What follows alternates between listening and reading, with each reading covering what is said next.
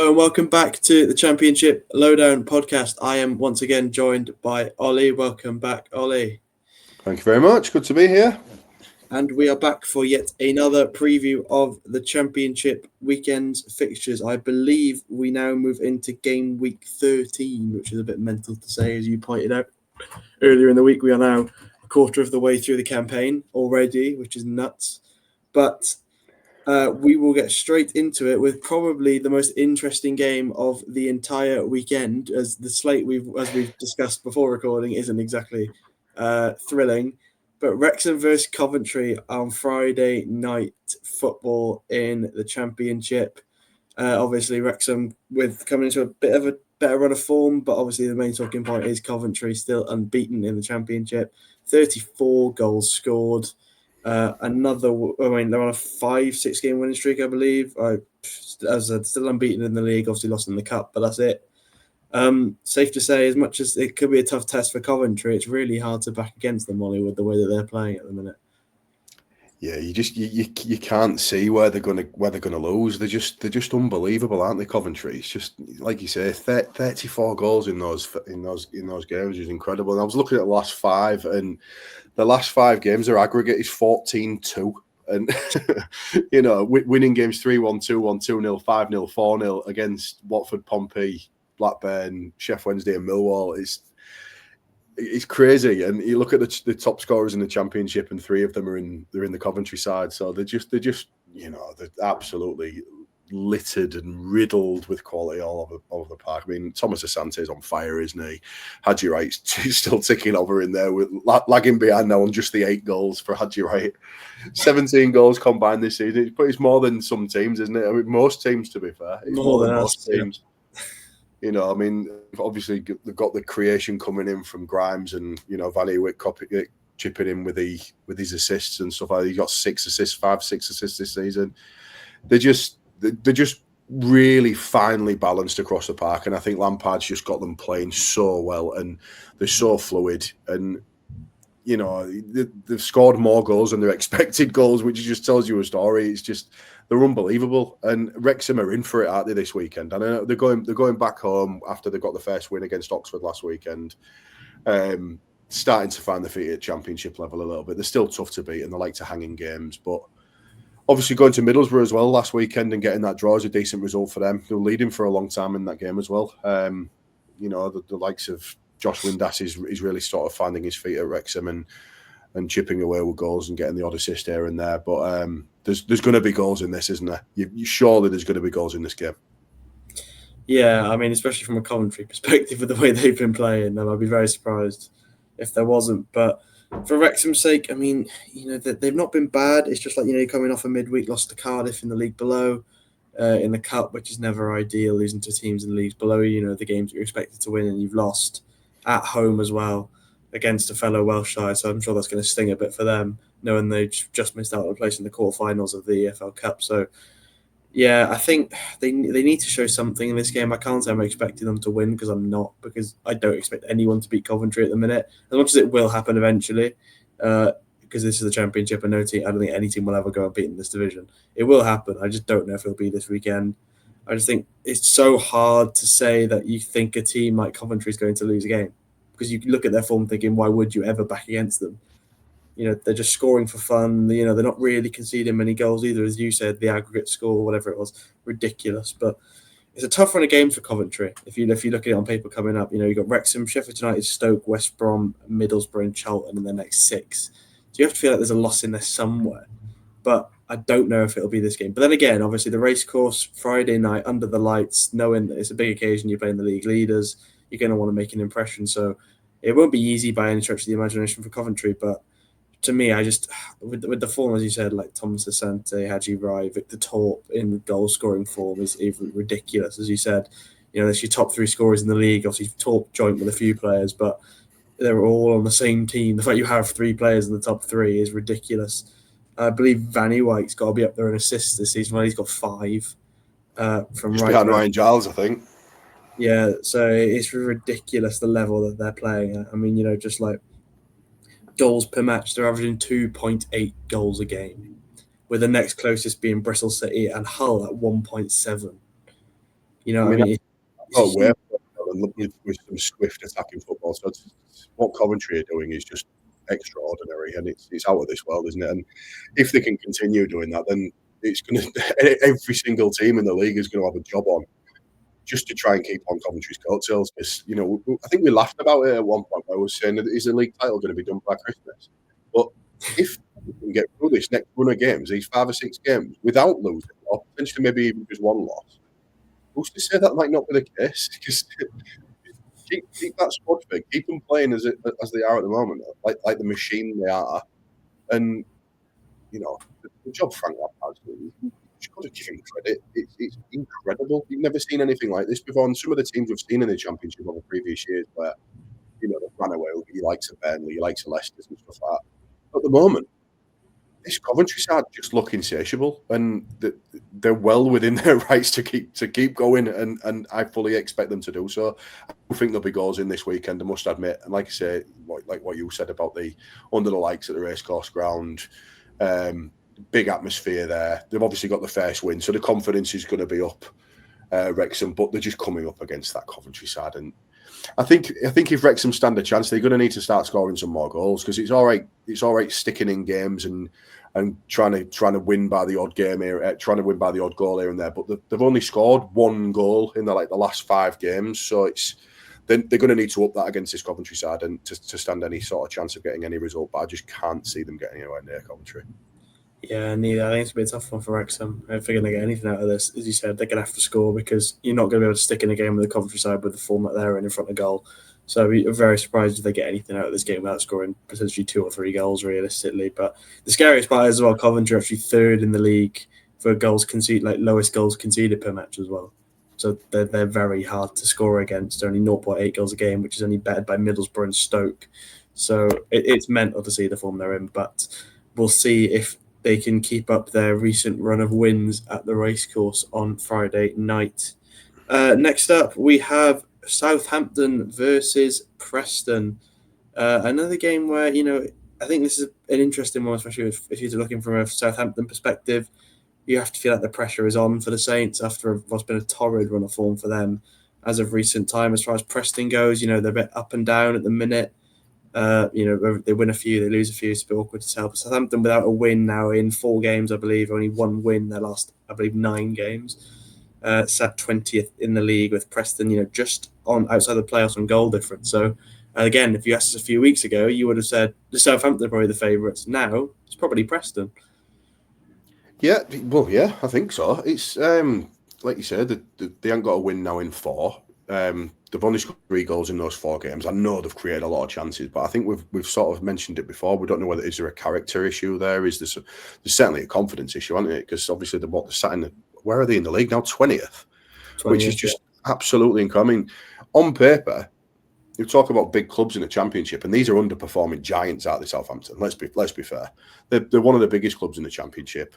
Whether that's financial or what, but they're underachieving, and there's got to be a reason there. We've spoke about it before when you said about, obviously you said Will Stills, he's got them creating. They're just not putting the ball in the net. So what is the issue with Southampton then? Do we know what's going on there? Obviously they showed a bit of signs of life going to Bramall Lane and getting that win 2-1, but that's the last time they won. So you would have thought you would have thought at that point that might have sort of spearheaded the little charge up the league a little bit. But then since then, they've gone on to draw with Derby, draw with Swansea, lose to Bristol, and then lose to Blackburn last week, which is, I mean, they're looking down the barrel a little bit, Southampton.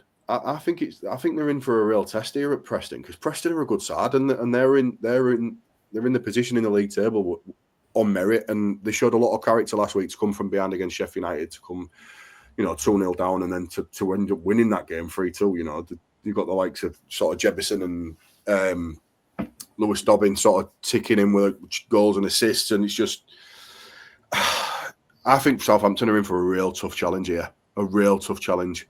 I'm not sure how it's going to go, but they're going to need to start putting that ball in the net. Yeah, you have to wonder how many more chances does Will still get to prove he can lead this team to success, because staring down the barrel of what looks like a relegation battle for a team that was so highly tipped to even win this division, at least promotion back to the Premier League after, on paper, what is a brilliant team. They're just not performing. And as I said, what is it down to? Because, Archer's got 1 goal, Armstrong's only got 4. There's like 3 Coventry players with more goals than Southampton's top scorer.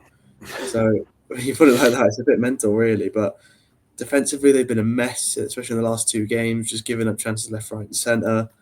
Again, for defenders, like Corshi, Edwards, Nathan Wood, these are good defenders. They've proved. I mean, Ronnie Edwards and Nathan Wood have proved at QPR and Swansea, respectively, that they're good enough to play in this division at quite a high standard. They've got Finn Azaz, who was one of the best players in the league last year. 1 goal, 1 assist. He's been invisible since he's joined Southampton. Arguably, Southampton's best player has been Ryan Manning, and he doesn't even start half the game. So it's a weird situation. But as you said, Preston are a good side, and I think it's important to not underestimate how good they actually have been this season, because they're not 7th by some fluke. They've been really good, and Heckingbottom's done a really good job with them so far.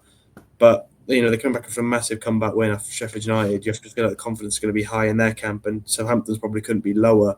So I'd be very surprised if Southampton get more than a draw out of this game, because Preston are really hard to beat at the best of times, especially in games like this. I just don't see a world where Southampton, even at home, I just don't see a world where they can keep Preston out for 90 minutes and win this game. No, I agree. I just think that they need to start turning that possession and then controlling the games into wins and points, because otherwise, like you said, they're potentially looking down the barrel of another relegation fight, which this team can't be.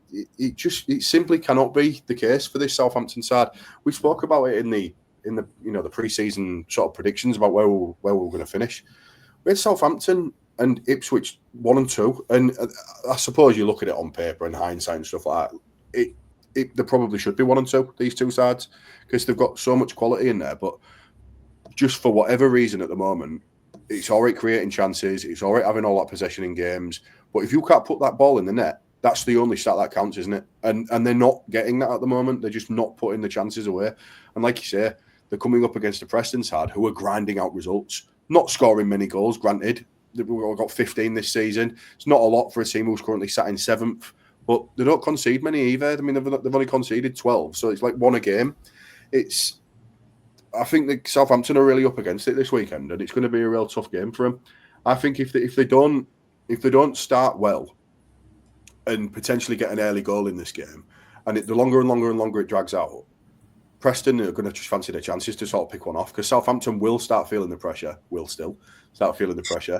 and go forward, and Preston can hit him on the break. And they will do, because they can do that. They're sticking games for a long time. They showed it at weekend against Sheffield United, and it wouldn't surprise me to see Preston come away from St Mary's with a win here. No, neither. What I will say is, before we move on, is I believe I saw a stat earlier, and Southampton's win rate percentage in their last 50 games is 8%. Wow. Which is, obviously, counting Premier League games and this season. But I think basically since the playoff final, they've won very, very few games since that playoff final win against Leeds. So they need. Just so used to losing. That's it, isn't it? How do you turn it around when you're so used to losing games and having that lack of confidence going into games? How do you turn it around? It's really, really tough. It is, and we'll see if they can do it this weekend. But as we both said, we're not exactly too faithful in that happening. Next up, Stoke City versus Bristol City. A clash of what is 2 teams in the playoffs, which again, if you'd said that we'd have that after 13 games at the start of the year, you probably would have got looks like we were absolutely mental. It is the case. So I believe it's 4th versus 5th going into this weekend. Bristol City on a really good run of form at the minute. 3 wins out of their last 3 games against Norwich, Southampton and Birmingham. Stoke also on an okay run of form, only 1 loss in their last 5 against Millwall, or last 6, sorry, because if you go back to Norwich, well, they drew that, but a lot of draws at the minute, but 2 wins out of their last 3, so they've started to turn that into 3 points again, which is the reason why they are set still in the playoffs. A tough one to call, Ollie, I think it's safe to say, with 2 teams very, very close in the league. Yeah, so who did we say were at home this weekend? Is it Bristol or Stoke at home? Stoke at home. Stoke at home. So I was just going to say, because obviously with Bristol City's home form, I think that's going to be a different game. But I think obviously with Stoke being at home, obviously they're really, really tough to break down. They've shown it this season, but only conceded 8 goals so far this season, which is That's crazy. That's some solid defence. Is it the best defence in the league with Middlesbrough? So it's going to be a tough game for Bristol City, but they are clinical, man. It's 20 goals so far this season, like you already alluded to. They've second best attack in the league, behind Coventry. They're in a good place at the minute, Bristol City. Like you say, winning 3 games on the spin, scoring 20 goals. They're winning games comfortably when they're winning games. And all right, the one against Birmingham at the weekend wasn't a pretty one, but they got the result in the end. And they just seem to know how to win games. And that goes back to what we were just saying about Southampton, obviously in that position where they're losing games, and that breeds winning, and they've proved that by winning 3 games on the spin now, and going into the Stoke game where, all right, granted, Stoke they're hard to break down, but they're coming up against a team who are one of the best in the league at breaking teams down, and especially on the counter attack. Bristol City are a good side. You got your likes of Scott Swan and Mehmeti, who are just playing really, really well for them at the moment. Solid high-end Championship players, it seems, at the minute, and Bristol City are there on merit. So, like you say, it's a tough game for both of these sides, but they could well cancel each other out. Yeah, I think that's my most likely situation from this game. I just think it always tends to happen. You have these two teams who are tough to score against. Only 19 goals conceded between the both of them this season, which isn't a lot really through 12 games. So they're very difficult, especially Stoke, who's only conceded 8 goals this season. So it's an interesting one to say the least. I just think with Stoke, they're such a weird team to call, because every time you think, yeah, they're cracking on, they then hit a bit of a wall, and then they fall off a bit, and then they come back, and then they fall off a bit. Bristol City have been a bit more consistent, as much as they're fairly similar in the league. But when they get their runs of form, it tends to be a bad run, and then they go straight back into a good run, which is what they're in now. So I mean, Bristol City's run after this isn't too awful. So this could be a real chance for them to build on a very, very big win against Stoke. Facing Blackburn, Watford, Swansea, Wrexham, and Portsmouth as their next 5 games after that. It's a very favourable run for them. So, I feel like the pressure's maybe not on Bristol City as much, because, they've got them games to fall back on, whereas Stoke fall into a bit of a gauntlet. We're looking at Oxford, Coventry, Leicester, and Charlton after this game. So you have to feel like Stoke want to get points on the board while it looks a bit easier for them. But as you said, I think they're just going to cancel each other out, to be honest. I can really see a draw in this game, as much as I don't tend to be correct when I call draws, as we've seen on the podcast before. But I just think 2 good teams, and they're going to end up cancelling each other out in what will be, I think, a fairly low-scoring game. Yeah, I mean, obviously you look at the Stoke sort of back line and the goalkeeper they've got in place there, and he does a wonderful job, doesn't he? I mean, I was reading a report the other day, and his save rate for the season something like 82% or something like that, which is absolutely incredible for Johansson. And I've said it already about Sorba Thomas. He's quickly becoming a key player for Stoke, and he's becoming an outlet. And he's got 5 assists so far this season or something like that. He's doing pretty well with the assists. He's chipping in with the goals as well, and I think obviously if Stoke have got a chance of winning this game, it will be a case of just trying to soak up a little bit of that Bristol City's attacking fluidity and trying to hit on the break and using the likes of Sorba Thomas to push forward on the counter, and obviously relying on those clean sheets for Johansson for Stoke to have a chance. But like you say, I don't think there's going to be many goals in this game. It's going to be about 4-4 now, isn't it? Now we've both said this. Yeah, 100%. I foresee a draw, and I think I won't bet against that. No. Sorba Thomas has 4 goals and 4 assists. So he leads the team in goals and assists so far this season. So been a cracking definitely been the most important player. It's been a massive turnaround as well, because even as a Wales, obviously as a Welshman, watching him play for Wales, it was fairly unconvincing. But you can see as his confidence has grown with Stoke, his confidence has grown with Wales as well. And he's performing much better on the international stage this season. So, which is great news for us as well as Stoke, obviously. But yeah, as you said, Johansson as well, just a very important players in this team. And I think it's going to be an interesting game of 2 teams with real quality, which again, had we said this a few weeks ago, we probably would have been called insane. Next up, we have our first host team of the weekend to have a look at. It is your Hull City, who go to Carrow Road. And we had a little chat before this recording began, Ollie. You aren't too confident, albeit Norwich's terrible form, because your record at Carrow Road isn't exactly fantastic. I said to you before the pod started that us in the Hull City fans have a saying, And it's one of those things that when we seem to be on a little decent run of form and we'll come up against a team where we're in a bit of a crisis, I say a bit of a crisis, Norwich are in an absolute crisis. It's typical City. And I've got a real bad feeling about this weekend. We've come up these past few weeks with a few injuries. McBurney's still out. Liam Miller's got injured again. Balloumi's still not back. So there's a lot of key players who are picking up injuries. Matt Crooks is nursing an injury, and I think they're just keeping him in the squad just to make sure that we've got players in the ranks. So I'm a little bit nervous about this game against Norwich this weekend. Our record at Carrow Road is poor, but you look at Norwich at the minute, right, and they are, like I say, a team in crisis. It's pure and simple crisis. They're in free fall. They haven't won a game in 8. They've lost the last 5. They've not won a home game all season. So you know what's going to happen. It'll be a Norwich win. I just had a look, and I could be wrong, and feel free to correct me on this in the comments if I am wrong. But the last time I can find you winning at Carrow Road was September 2010. Doesn't surprise me. Where you won 2-0 thanks to Robert Corrin and Tom Kearney goals. Some players, though, them too. But no, as someone who watched my team play against Norwich on the weekend, it's really hard to back them because they were dreadful. Because we were absolutely garbage, but even in that game, we still looked like the significantly better team. And it just showed a lot, really, at the level that Norwich are playing at the minute. To put a team like Swansea, who we've been in a terrible spate of form, to make us look brilliant is bad. It is concerning. But as I said, no wins at Carrow for 15 years, which it's a big stat. I think that's the thing is, I think the last time I brought this up, it was Norwich Ipswich.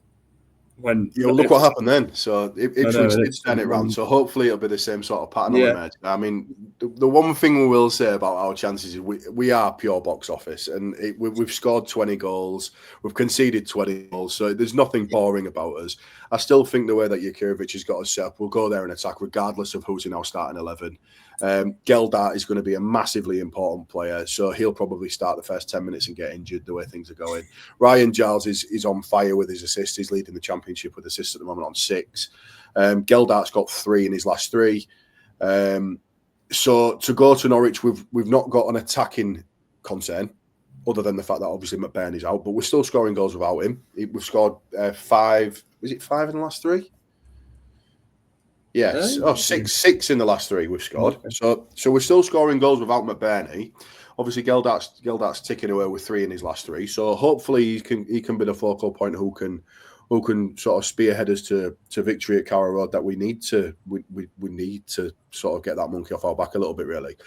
We're currently sat in 8th, which is a real surprise for a lot of people, and it certainly is for me as well. I predicted us to be a lot lower, but I just think with the positivity we've got around the club at the moment and the way that Jurkovic has got us playing, and it gets the fans on side, and I think as soon as you see that positivity, it brings the players on board as well, and I think that the players and the fans are all on the sort of same page at the moment. There's a nice sort of feeling around Hull City. I just wish that we could get rid of them bloody injuries. It always seems to be. We get a little run of form, we look like we're going to start building something quite special, and then bang, injury. So Balloumi's out again for a while. Miller's out again, who looked really promising since he's come back. He's with a hamstring now, so he's going to be 5 or 6 weeks again. Can't catch a break, and it's a real shame for these players because they deserve a break, and especially when they're in a team that's so positive and playing such nice attacking fluid football like we are, they just need that break.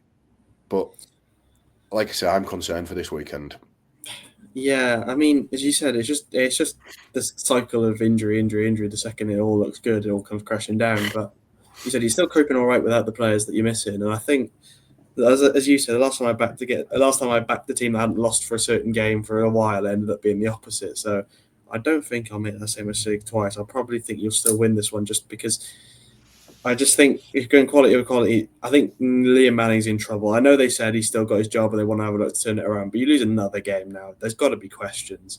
I mean, I'm not saying it's necessarily all his fault. The team isn't amazing, but Norwich are in a bit of free fall and they need a quick turnaround. And I think there's a chance this weekend, but I think with the form that Hull are in, it's going to be a difficult task. You're right. Well, speaking of hoping right, we've got another one up next, and it is my team, Swansea City, as we travel away to the Valley. to face Charlton. Obviously, we're coming off our 2-1 win against Norwich on Saturday, and a valiant performance in the midweek, losing 3-1 to Man City in the Carabao Cup, but obviously had a very good opening, sort of half an hour in that one, going 1-0 up against one of the best teams in the country. It's not all doom and gloom. Charlton coming off obviously the 1-0 draw with you, but obviously won their last 2 games before that as well, against Ipswich and Sheffield Wednesday. I suppose I should talk about us first, being the resident Swansea fan. I'm still not confident, I'm being honest, as much as we've had 2 okay games in the last 2. Norwich, as I sort of touched on just talking in their game there, we're not good at all, and we still struggled to get it over the line. You know, we've won the game through 2 absolute screamers from Zamba Potnik. I don't think it's anything to do with the system. You know, it's 2 brilliant strikes from unlikely chances to score, especially the second one. It's absolutely brilliant, but you know, just thank God for him, because I think we would have lost that game otherwise, because we just don't create. We're still the worst team in the league on chances created. We're still the worst team in the league on expected goals. We're just so boring. I think the commentators on the City game last night said that the most symmetrical team ever. 12 games, 4 wins, 4 draws, 4 losses, 12 goals scored, 12 goals conceded, sat bang in the middle of the table. So we're just boring. Charlton doing really, really well.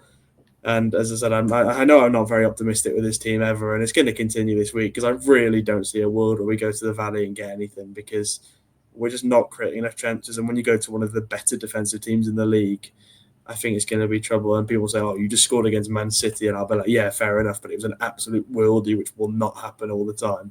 So for me, as much as we've had an okay last 2 games, confidence is still low. And I'm still very much not convinced that Alan Sheehan is the man.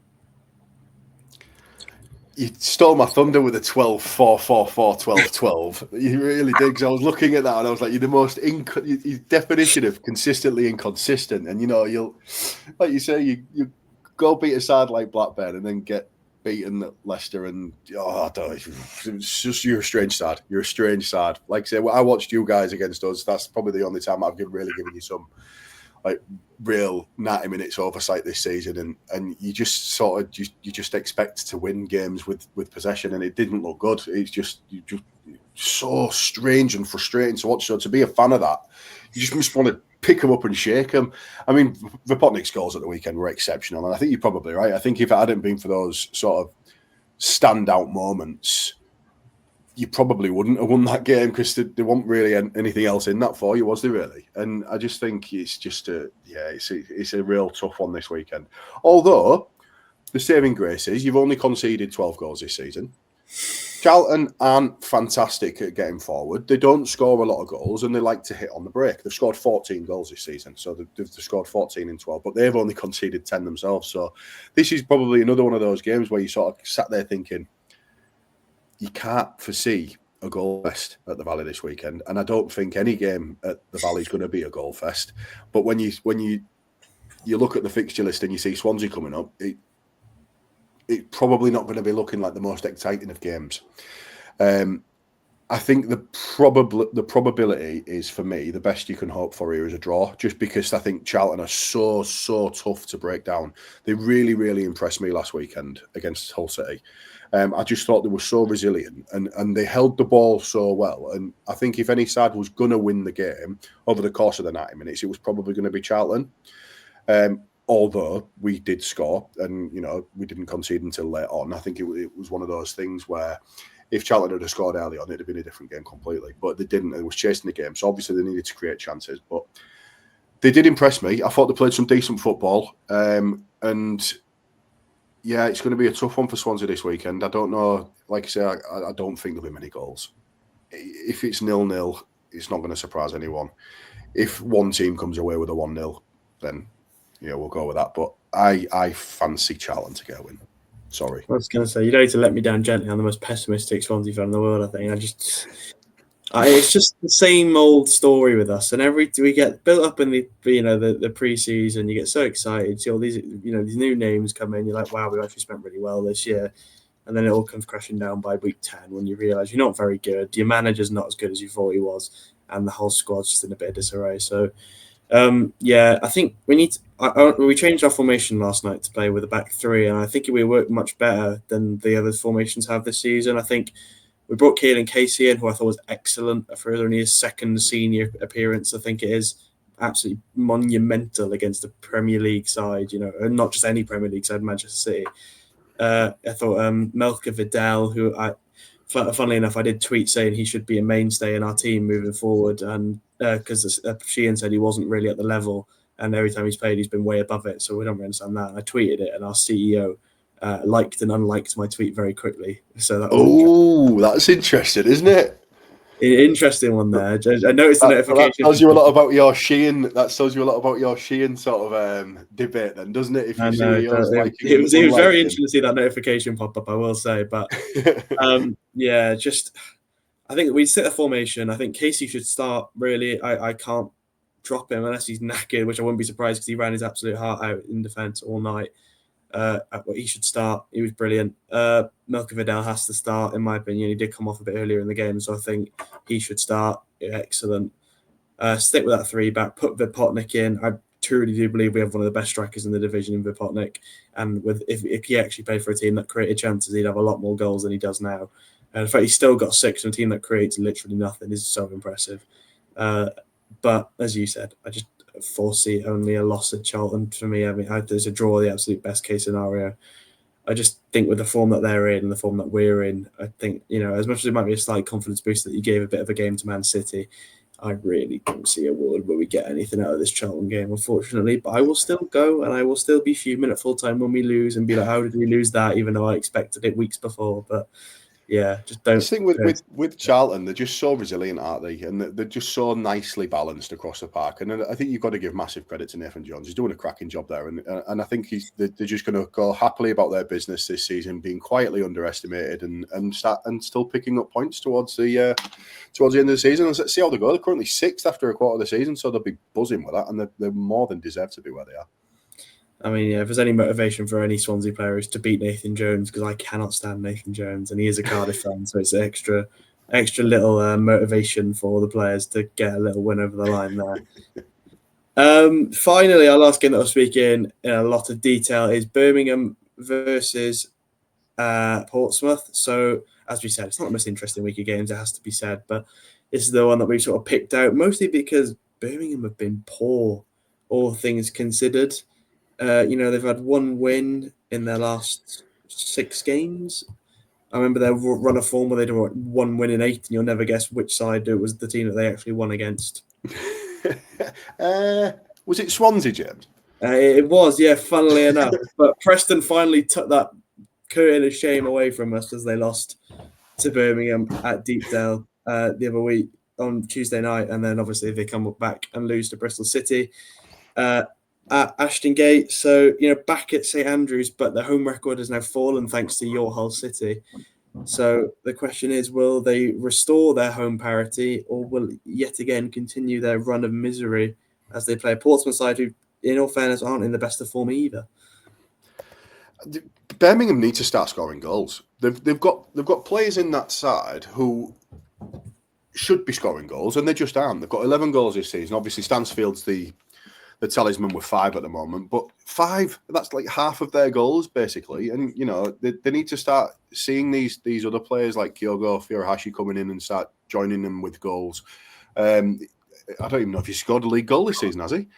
They're just missing chances. They're creating chances. I mean, there was a couple of chances in the City game the other week that Stansfield could have probably had 4 and just didn't put it in the net. I mean, he got 2 in the end, but yeah, they're just a bit. Davies is under pressure, isn't he? He's under pressure here, and I think Pompey come to St Andrews this week with a little bit of pressure off. They're not playing particularly well at the moment either, but they'll be quite pleased to be coming away from Fratton Park, because there's obviously that Fratton Park thing that hangs over them where they think, it's a fortress Fratton, and that's just not happened for them this season so far, and they're coming in on the back of a couple of poor results as well. Obviously they lost to Coventry, which most teams do, but then they lost again at home last week to Stoke, and that's no mean feat. Stoke are a good side, and they're going to go to places and get results this season. But Portsmouth have got a little bit of pressure off coming into this Birmingham game, and I think they can come here and attack. And I've seen them play a couple of times this season, Portsmouth. I saw them against in the derby against Southampton, where they attack really, really, really well. And they look like a side who can get forward and create chances and score goals. And, I think they can come here and attack. And I've seen them play a couple of times this season, Portsmouth. I saw them against in the derby against Southampton, where they attack really, really, really well. And they look like a side who can get forward and create chances and score goals. And I don't know. I think there'll be goals in this game because I think it's got to be open, and I think Birmingham have got to start scoring. So I think they need to sort of change the system, play with a little bit less fear, and try and come forward and try and put that ball in the net because it's going to come to a point where that St Andrews crowd will turn on Chris Davies and they'll turn on him pretty quickly. You're right, by the way. Kyogo hasn't scored a goal in the Championship this season. And I believe I got criticised online for saying I didn't think he was worth the price tag, and I've been proven right in all things considered. I was getting absolutely bollocked for it, saying, you know what you're talking about. He's playing in League A, he's got fun in Scotland, but he's not done anything this season. As you said, the only players with more than one goal in the league this year are Jay Stansford, Lyndon Dykes, who doesn't even start. So, the rest of you've got Demarai Gray, Patrick Roberts, Phil Newman, and Pike, who are all on one goal. But apart from that, there's just nothing going for this Birmingham side. I think, as you said, I think the pressure's on because this is a team that people said playoffs coming up from League One and haven't really been looking like that kind of team at all. And I don't really think the players are as good as people thought. And I said this at the start of the year. I wasn't all too sold on Birmingham because I think any players look brilliant in League One if they're good enough, and absolutely they were the best players in League One, but it doesn't mean you're going to be the best players in the Championship, and I think they thought they were. Jay Stansford was never, he scored a lot of goals, but he wasn't exactly fantastic. If you look where he's scoring the goals from, there's a lot of penalties. Last year, I think it was a very close to being more penalties than open play goals last year, so obviously we're scoring for fun. A lot of it is from the spot, and the other goals, a lot of them, there's a lot of like tap-ins, open goals, stuff like that for Stansford, so it wasn't as impressive as it looked. I think overall, Chris Davies has the pressure on because, as you said, this is a very ambitious ownership group. Tom Wagner, Tom Brady, etc. They're going to want success and they're going to want it quickly. But apparently Wagner does love Chris Davies. I'd be surprised if he was to get rid unless it got considerably worse and they look more towards the bottom than the top. But to me, this should have just been a consolidation season for Birmingham anyway. As much as you could get in the playoffs, absolutely. I'm not saying don't be ambitious. It's just don't be disappointed by not going to the playoffs in your first season back in the Championship because you've got owners who will spend, and I think they thought they didn't have to spend as much money as they probably did need to, as Wrexham sort of proved. Obviously, Wrexham's side considerably worse than Birmingham's going into the season before they made all the signings because Birmingham did a lot of their business last year with the financial restrictions obviously being a bit less in League One than they are in the Championship. But it's a lot of pressure on this Birmingham side. I think it's getting to them very quickly. It's playing in front of a sold out crowd every week at St Andrews. It's the fans that believe again, and they have every right to. I thought it was a fantastic year last year, but I don't think they should be utterly disappointed with where they are because at the end of the day, if you just consolidate this year, finish decent, maybe top half of the table, I don't think that's a bad season for Birmingham at all. I don't think it's an underachievement because their squad is good. I just don't think it's as good as they made it out to be. Same goes for other teams like Derby as well, who so they're going to be top six, and they've just not been that team at all. I just think, they're good. They're just not as good as they think, is what I think about Birmingham. I think you're right. I think it's a real tough one. I mean, the one thing I will say about the Championship this season, we've touched upon it already a couple of times in our pods so far this season, is it is so competitive. And I know it always is, but it's proved that by our predictions week on week. It's not just, mine or yours. It's all of our predictions from the Championship Lowdown. All of them are all over the place. And I think that proves just how competitive this division is. I mean, you've got a bulk of teams from 20th even to 10th, and there's 5 points separating that. We're a quarter way through the season. So that just goes to show all it's going to take for the Championship again is for one team to get that run of games where they'll win 5 or 6 out of 7 games or something like that. And they're right up there with a chance. And who's to say Birmingham can't do that if they start putting the ball in the net? Because they could. Because as we've touched upon, they've got a good side. They just need to start putting the ball in the net. But I think they struggle to break teams down, and they certainly struggle to break organised teams down. So teams who set up not to lose. Do you know what I mean? So teams like Portsmouth, really on the road, who will come to St Andrews this weekend, and really try and make it difficult for them. And they've got pace out wide to try and hit on the counter. It's just. I think it's a real tough game, this one, for both of these sides. I think if Pompey can go there and come away with a draw, I think they'll be quite happy with that. Birmingham, I think, will want to win this one. Yeah, definitely. But I think if there's anything with the John Mousinho side is they are relentless in their press. Every week you see it with them. And that's why he signs certain players just because they press like mad. And it's so hard to play against. For a team like Birmingham as well, where this is probably a favourable matchup for Portsmouth because they want teams who pass around the back and try and be fancy because that's where they count. That's where they pounce and they press and they get the ball off you and they score. So I think it's a very favourable sort of game for Portsmouth, looking at it on paper. But again, like even creation-wise, there's not one player in this Birmingham team with more than one assist this entire season. Only 5 players have assists this year, and they've all got one. I mean, Demarai Gray's a bit of an exception. I believe he's like 2.3 expected assists and only 1. So again, it does fall down to the strikers at some part. But at the end of the day, there's not much creativity in this Birmingham side at all. They're not scoring a lot of goals, as you said. I believe 11 goals. They've got less than Swansea, who I consider us a terrible attacking team. So they have less goals than teams like that. It's not good at all. I believe only We've only got 2 more goals than Sheffield United, who we have spoken about how pathetic they've been so far this season. They're the only 2 teams. They've only got 2 more. Yeah, but Sheffield United and Blackburn are the only teams with less goals than Birmingham this year. So it is interesting to see Birmingham and Wrexham one place apart in the league. I don't think you would have called that at the start of the year, but not at all. I think, I could really foresee a draw here, and I think Portsmouth would be more than happy to come out of St Andrews with a point because, as we've proven, or even this season, with only 1 loss at home so far, it is a tough place to go. Absolutely. But Birmingham want to reconsolidate that home form after a loss last time at St Andrews, so I think the fans will be up for it, and they should look to get another result. So that's the games that we'll have a look at through, just the sort of opening games that we'll speak about in a lot of detail, but we'll have a little run through of the rest of the games this week. We'll start off, I believe, with Leicester versus Blackburn on the early kickoff.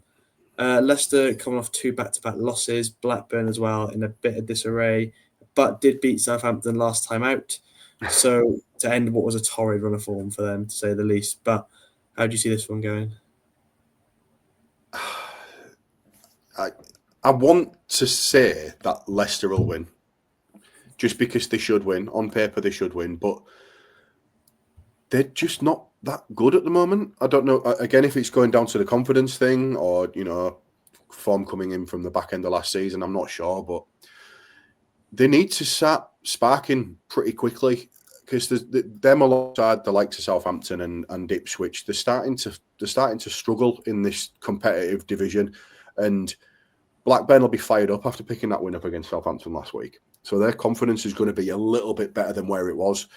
I still think they're going to struggle against Leicester. Leicester are a good side, and they can create chances. It's just another one where they've got so much going forward, Leicester, and they've drawn a lot of games, haven't they, so far this season? Is it 5? I think they've drawn so far this season. So they're going to need to start turning those draws into wins. And I think coming up against the Blackburn side, who have been relatively poor, barring the Southampton game last week, I think Leicester will fancy the chance, and I think Leicester will win this one. Well, yeah, Leicester have won 1 game in the last 8. You'll never guess who that was against either. Swansea? Yeah. There's a pattern here. It is a pattern. Basically, if you're a rubbish team, just play Swansea and you'll probably be all right. But no, Leicester said they've drawn 5 and they've all come in their last 8 games, them draws. So essentially, they're in a bit of a drawing mood at the minute. But Blackburn are a team you need to go and beat as Leicester. No questions asked. I don't care what you think of either team. As a team like Leicester, if you're trying to compete, you have to beat teams like Blackburn, end of discussion. And as much as Blackburn were good against Southampton, I think it plays more into Southampton being miles off it than Blackburn being miles on it. And I think I can see this going in the way of Leicester if they can find the form that they should be finding in the games that they're playing.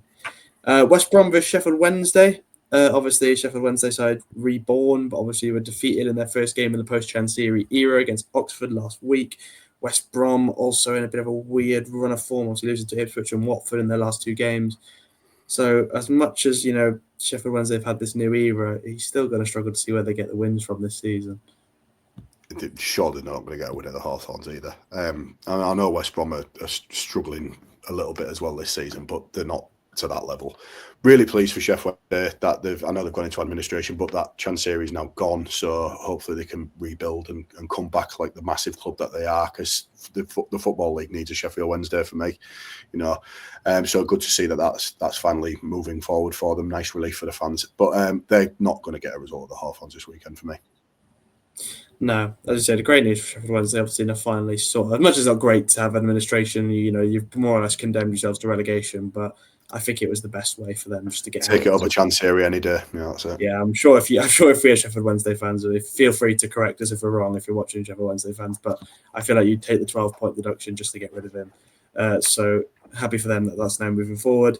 But yeah, I just don't see a result. I'm really annoyed they did win that game against Portsmouth, because my prediction of them not winning till the new year would have looked more and better by the day. 4 games in all of them. But yeah, I just don't see where the wins come from. Sheffield Wednesday go into the next few games. They have got Norwich and Southampton, and then Sheffield United. So maybe, obviously, the Sheffield United are going to be massive if Sheffield United's bad form continues. But for me, this is going to be a West Brom win. They need it as well after what's been a pretty inconsistent start to the year, which is potentially putting the pressure on Ryan Mason a bit to sort of turn this team into wins. And I think this is the perfect opportunity to do so. Oxford United versus Millwall. Obviously, Oxford beating Sheffield Wednesday last time out. Millwall as well, on a 4-game winning streak now. No slouch team at all. 3rd in the Championship, which again, had we had said 13 weeks ago, you would have called us insane. But they're there, and fair play, they deserve to be there. And you have to say this looks like another favourable game for them. Yeah, I can't see them not winning. I mean, they're a start. There's hardly any goals in their games, but they'll probably go there and nick a 1-0. I just think that they're just solid. They're solid, and they play football which is physical and not particularly enjoyable. But as Millwall fans, they're probably used to that. They'll probably go to Oxford and do the same thing that they've done to other teams all season. They're coming up against a team who's not that great in Oxford, but yeah, I fancy Millwall to come away with another cheeky little 1-0. Yeah, I don't mind it. This is Millwall down to a T, really, isn't it? Winning games in close games, battling it out and grafting for it, and they've done it. 1-0, 2-0, 2-1, and they did get a big 3-0 win at West Brom, in all fairness, but they don't need to score a lot of goals. They'll win the game, I think. Oxford have shown some bright sparks. I think Lewis mentioned it because he, for some reason, was at that game because he lives in Sheffield, so he was at their game last week at Hillsborough, supposedly. But he said, I believe it was it Krastev was very good for them last week. I think Dekirs Mack is a very good player. If you look at Lancashire's underlying stats, there's definitely a lot to like for him there. Brannigan as well has also been Mr. Consistent for Oxford for however many years he's been there now, but I think Millwall will just have too much for this Oxford side, and I think their struggles will continue despite the nice win at Hillsborough last week. QPR versus Ipswich, probably an interesting one. Obviously, QPR coming off a disappointing loss to Derby, and Ipswich did finally get a win on the board after a bit of a mare run with 2 losses, beating West Brom last week.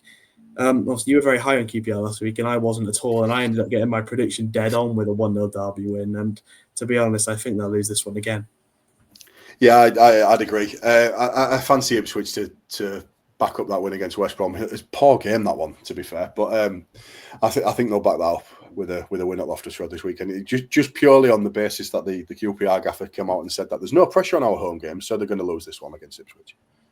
Yeah, baffling. But as I said, I wasn't convinced when QPR played us on the Tuesday night, and they proved me right because I did put 1-0 Derby in my predictions, and it was the second time this season one of us has got 3 corrections right in a week, and that was one of them. But yeah, just as much as I don't think Ipswich are amazing at the minute, I think they've got enough to beat a QPR side who aren't looking great.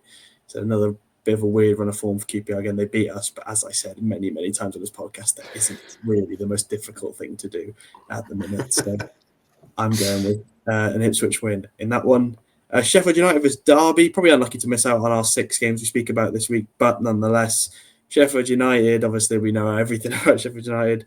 That collapse after Preston, after they finally looked like they were coming back to their senses, they come back and do a Sheffield United and just get absolutely battered. Derby beat QPR and Norwich 1-0 in their last 2 games, so on a bit of a better run of form. They need it as well. So what do we think? I'm probably leaning, unfortunately, a bit more towards a draw. As much as my draw predictions are always wrong. Yeah, I mean, Derby have 1 loss in the last 6 games. I mean, I know 3 of those have been draws, but they have turned a couple of those draws into wins. So they have turned the corner a little bit. And I think coming up against the Sheffield United side, who you're not know what you're going to get with them, do you? It's so weird. I mean, to go 2 up against Preston and then to throw it away, like you say, it's Sheffield United all over. But yeah, I think probably both take a draw if you offered them it now. Sheffield United, they need to start winning games to pull away from there. But the longer and longer this goes on, you just don't see it happening. Tough game for both sides this weekend. I think it'll be a low scoring score draw, 1-1. Yeah, I think I'm going to agree with you. Just two sides who aren't scoring a lot of goals and aren't really being the most convincing. So I think, although it is the perfect opportunity for Derby to really start with some form and go 3 wins in a row, playing a team that still somehow in disarray after 2 wins in a row, they've come back and absolutely collapsed against Preston. So it'll be intriguing to see how that one goes. And finally, Watford versus Middlesbrough. Obviously, our automatic placeholder, Middlesbrough in second, taking on 14th place Watford. Watford coming off a 3-1 loss at Coventry, but an acceptable performance, all things considered. They really had their chances and created a lot of big chances in that game, which, despite Carl Rushworth absolute masterclass in goal, you would have thought against most teams they would have got a result there. And obviously Middlesbrough with their 1-1 draw against Wrexham. Not very convincing. They just about got through to that point after Hayden Hackney scoring later in the game. So you have to say, Middlesbrough a second. I don't think it's as clear cut as it may seem. Watford are a real strange side. I don't think there's any other words you can use to describe Watford. They're just strange. You never know what you're going to get with them. I mean, one week they'll be unbelievable, and then the next week they'll be like they play like a bunch of strangers. Middlesbrough will be disappointed with that result last weekend because they've sort of prided themselves on their home form this season, and to come away with a draw against Wrexham is disappointing for them. They're still sat there where they need to be fair. So who knows which Watford side they're going to come up against this weekend. You would think that if this Middlesbrough side gel and play well, they'll probably win, regardless of which Watford turn up. But it's a tough one to call. Again, I don't want to predict a draw. I'm going to stick my neck out on the line here and go. I think Middlesbrough will go down there and get a win. Yeah, I don't know. I really could see a lot of Watford win this game if they played anything like they did against Coventry. Borough have they're a weird team. It's hard to back as a team in second, obviously, but their last 3 games, even though they beat Ipswich and Sheffield Wednesday, it wasn't almightily convincing, especially not at Hillsborough. But Watford were really good against Coventry. I know it's mental to say because they lost 3-1, but they were really impressive, I thought, especially attacking-wise. They created so many chances. And they were very unlucky to not get anything out of that Coventry game. And when you're saying that against a Coventry team who have been excellent this year, it's positive signs. So I think I might lean more towards a bit of a shock, if you will, win for Watford at home as well. I just think there's all the characteristics building of a potential to win this game, and they need it as well, I think. And I think it's a big opportunity for them to do so. But that is all we have for you this week. So obviously we will be back next week for our review when we've inevitably predicted everything wrong and the opposite happens as it always does. But thank you very much to Ollie for joining me as always. Pleasure. And we'll see you all next week.